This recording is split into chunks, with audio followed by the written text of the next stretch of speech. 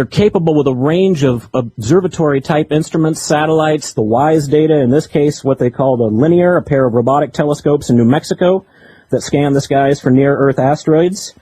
So I say discovered loosely, because I think more to point of fact, they are letting us know about this near-Earth object that's passing so close by, despite the fact that they quite likely have had knowledge of its presence long before Wednesday, June 22nd. But what is significant about this article is, once again, in the spirit of meta-disclosure, NASA is trying to let you know that objects that could pose some types of difficulties to us here on the surface of the Earth will literally be able to pop up out of nowhere, seemingly giving us only a few days, perhaps even less advance notice before these objects come within the range of Earth that, once again, could cause problems for us on the surface. According to NASA's Near-Earth Object Office at the Jet Propulsion Laboratory in Pasadena, California, an object of this size can be expected to come this close to Earth about every 6 years or so on average. Now, they go on to say in the article, asteroid 2011 MD measures about 10 meters, so that's roughly about 30 feet. Stony asteroids that are less than 25 meters would break up in Earth's atmosphere and not cause ground damage, Asteroid Watch says. That's comforting, of course, to know that this one happens to be small enough, but yet, what about the next one that's going to pop up and give us only 3 or 4 days' notice, if that much? To continue with the article, the asteroid's upcoming Earth flyby will be a close shave, but not a record for nearby passing asteroids. The record is currently held by the asteroid 2011 CQ-1. C as in cat, Q as in quickening 1, which came within 3,400 miles of Earth on February 4th of this year. They call this a tricky sky-watching target.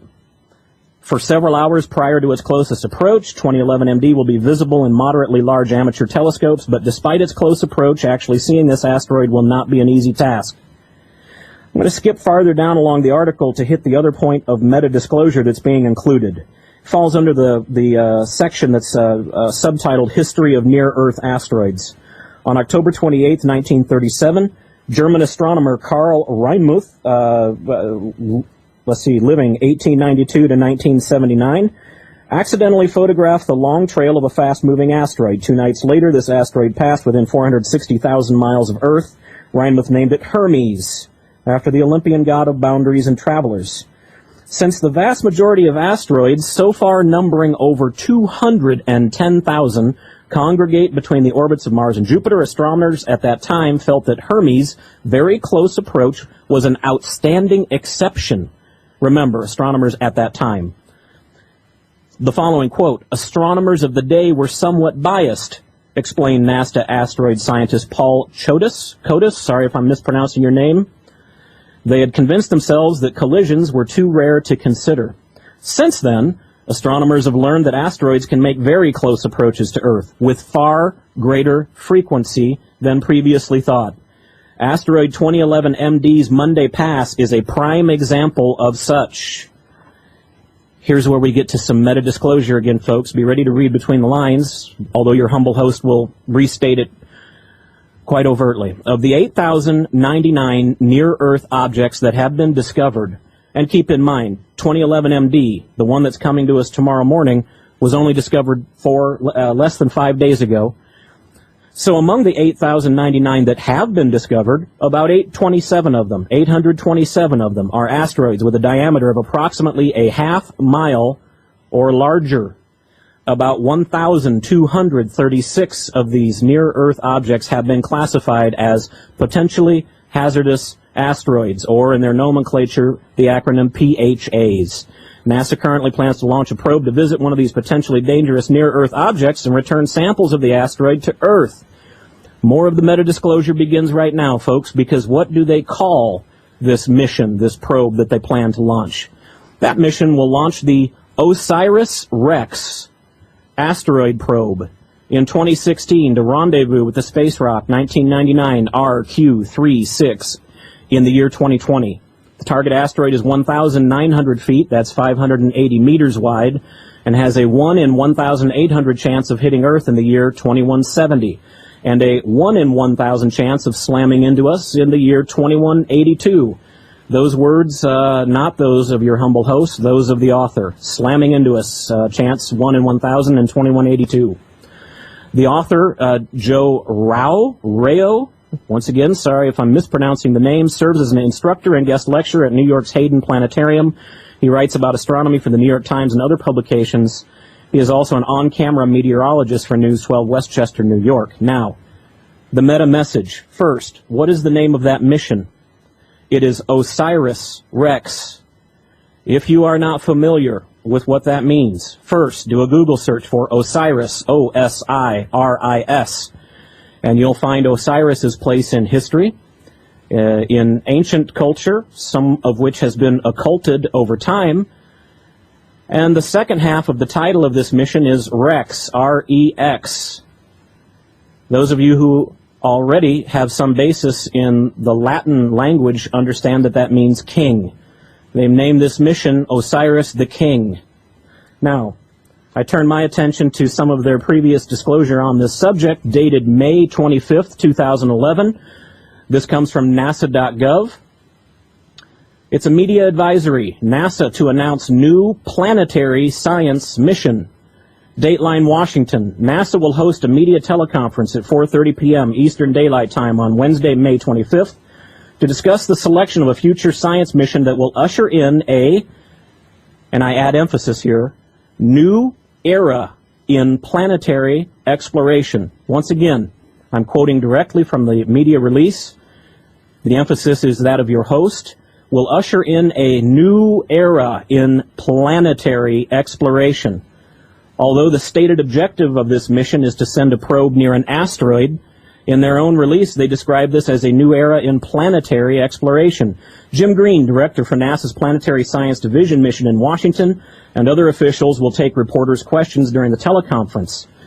Following the teleconference itself, NASA, on NASA.gov, dated May 25th, 2011, issues the following more fully stated article about the mission.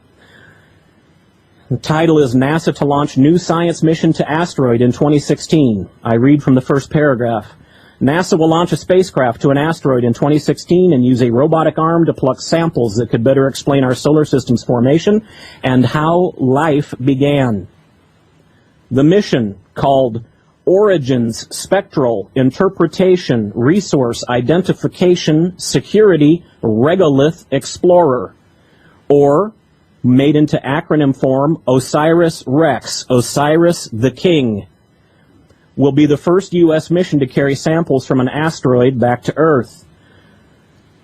Now, ladies and gentlemen, in the interest of time and in the interest of trying to make my way to our first guest, your humble host is going to stop short at this moment, but I think that you can sense the frustration and the passion in your host's voice when he describes this mission that has been named Osiris the King. Anyone in the listening audience, if you are of the Christian faith, perhaps Hindu, perhaps Buddhist, perhaps Jewish, perhaps you are a Muslim, perhaps you're an agnostic, maybe an atheist, whatever the case, can you picture the temerity for this agency, whose work, whose missions, whose toys are paid for with our tax dollars, to name this mission Osiris the King? Yes, NASA would have you believe that this is an acronym built upon the various aspects of the origin, the intent of this mission. Ladies and gentlemen, people have crafted acronyms for thousands of years. It's not necessary to call this Osiris the King. And I think that if you are on any of those spiritual paths, or once again, if you consider yourself agnostic or atheist, you might find yourself behooved to go to nasa.gov, www.nasa.gov. There you can find information, contact information for their Office of Public Affairs. I think Americans should be asking hard questions about how they have the temerity to name this supposedly benign mission Osiris the King. In the first edition of the Crimson Pill, internationally acclaimed author, lecturer, researcher, Mr. Jordan Maxwell told us that nothing in the world is as we think it is. In the second week of the Crimson Pill, we explored NASA's disclosures that they've made.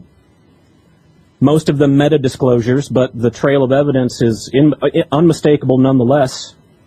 And in that mission, Dr. Brooks Agnew talked to us about the fact that various governments of the world, including the government of the United States, are spending exorbitant amounts of money to tunnel, to dig, to build underground structures.